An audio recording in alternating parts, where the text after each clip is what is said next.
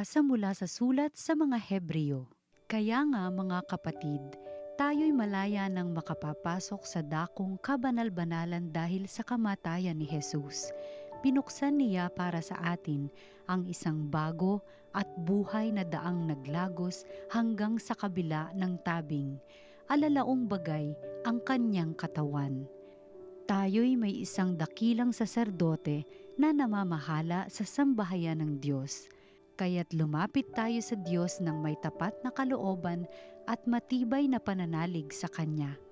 Lumapit tayong may malinis na budhi sapagkat nalinis na ang ating mga puso at nahugasan na ng dalisay na tubig ang ating mga katawan.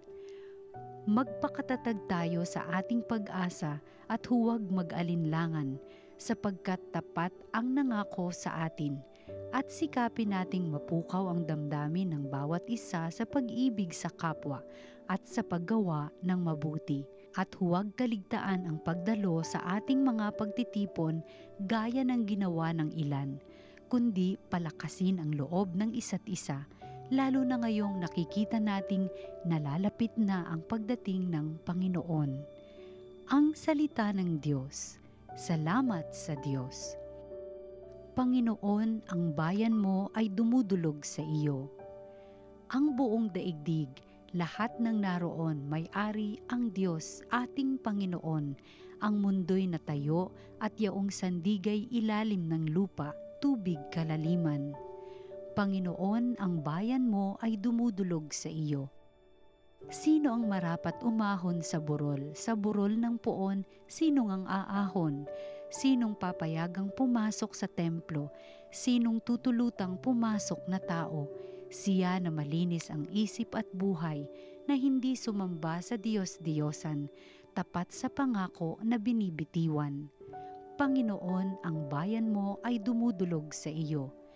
Ang Panginoong Diyos pagpapalain siya, ililigtas siya at pawawalang sala. Gayon ang sino mang lumalapit sa Diyos, silang lumalapit sa Diyos ni Jacob.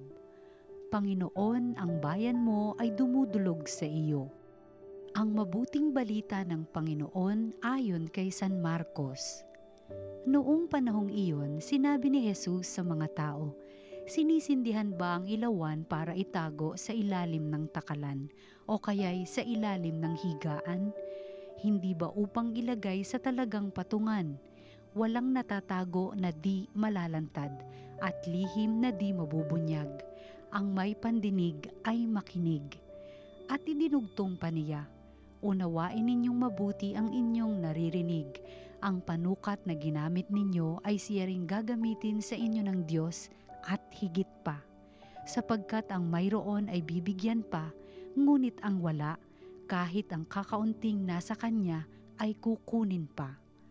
Ang mabuting balita ng Panginoon. Pinupuri ka namin, Panginoong Hesukristo.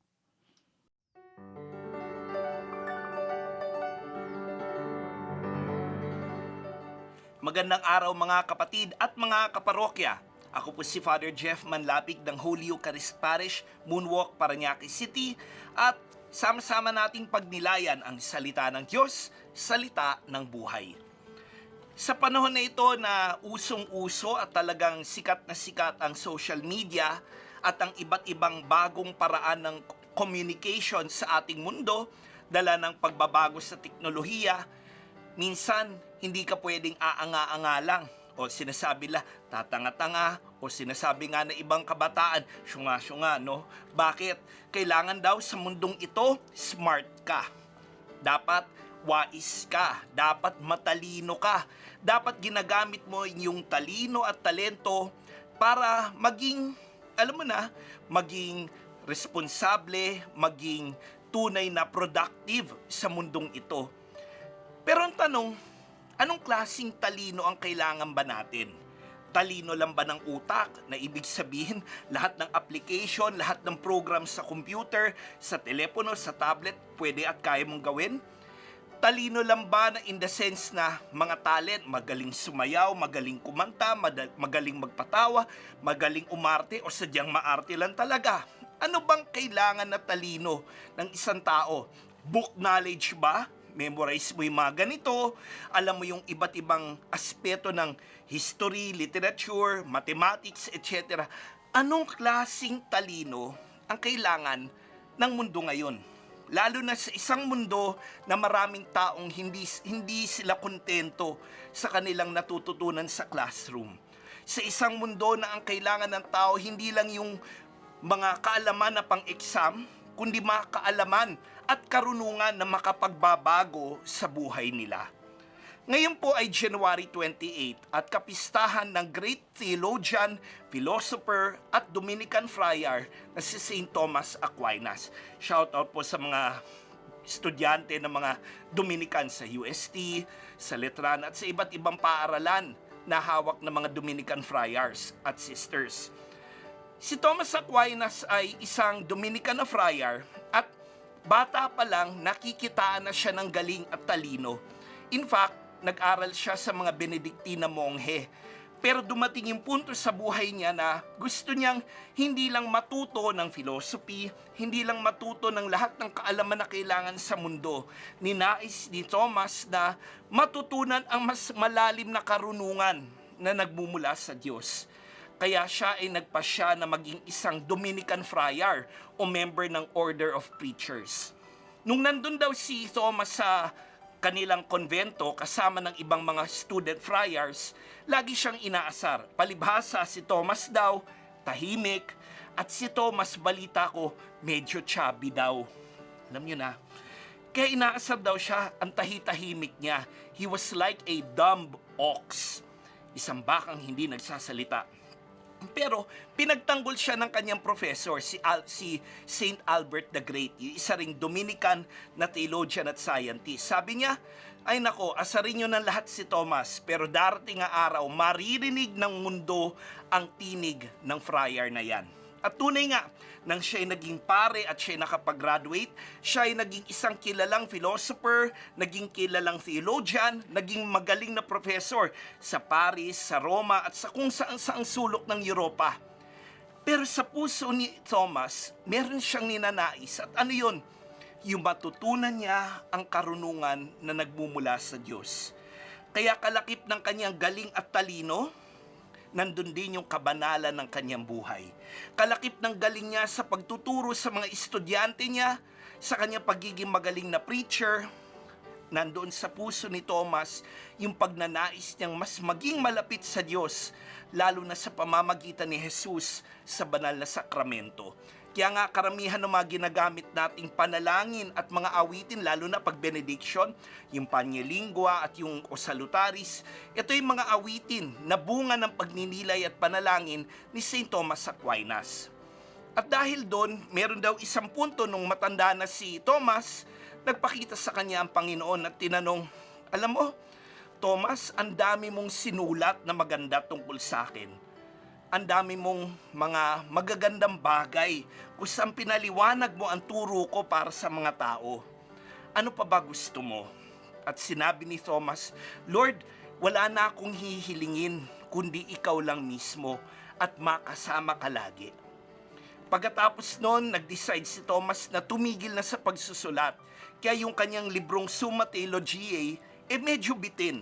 At tinanong siya ng kanyang sekretary na si Reginald, Father, bakit? Ba't ka tumigil magsulat? Sabi niya, kasi nang naranasan ko yung grabing pagmamahal ng Diyos para sa akin, lahat ng sinusulat ko, parang wala nang kwenta.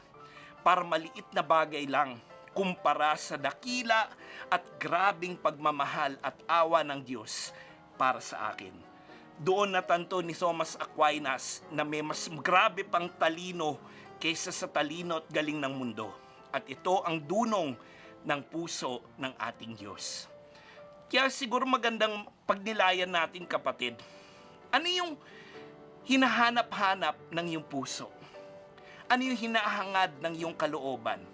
Huwag sana natin hangarin ang talino lang at galing na bigay ng mundo, kundi pagsumikapan nating hanapin, yakapin at pag-aralan ang karunungan na nagmumula sa ating Panginoon. Marahil madidiscover mo to sa pag-aaral at pagdinilay sa salita ng Diyos. Marahil ito'y madidiscover mo sa iyong panalangin, sa pakikinig sa mga turo ng simbahan at sa mga iba't ibang mga paraan ng formation o paghuhubog kahit online. Sa anumang paraan, huwag tayong maging kontento sa turo na hanggang utak lang. Pagsumikapan nating matanto at matuto sa dunong ng Diyos. Kaya dasal po tayo saglit. Panginoon, salamat po sa biyaya ng mga tao tulad ni St. Thomas Aquinas. Pinapaalala mo sa amin na ang aming hangarin ay hindi lang matuto para sa aming kaalaman, kundi masundan namin ang karunungan na nagbumula sa iyo. Buksan niyo po isip namin at puso para matuklasan namin kung anong nais mong ituro sa amin, at nawa ang tinuro mo sa amin, Lord, ito ay magbigay ng pagbabago, magbigay ng paghilom, magbigay ng katuruan at direksyon sa aming buhay. Dahil ang lahat ng daan namin sa buhay, lahat ng kaalaman na ito ay hindi lang para sa aming ikabubuti, kundi para sa iyong ikaluluwalhati. Dahil ikaw ang bukal ng karunungan at pagmamahal, ngayon at magpasawalang hanggan. Amen. Yan po ang ating pagninilay ngayon sa salita ng Diyos, salita ng buhay. Shout out po sa Dominican family dito sa Pilipinas, no? Dahil piyesta ni St. Thomas Aquinas, sa lahat ng mga butihing anak ni Butihing Santo Domingo, ang Dominican Friars, ang Dominican Nuns and Sisters, ang Dominican Laity. Special shout out kay Father Deng, ang bagong Prior Provincial ng Philippine Province ng mga Dominicans, at sa mga kasapi po ng Priestly Fraternity of St. Dominic, lalo na sa aming mga kapatid dito rin sa SND, sina Father Jack at Father Kaloy. Sa inyo lahat po, please follow us on our social media platforms, TV Maria Philippines. Ako po si Father Jeff Manlapig ng Diocese of Parañaque.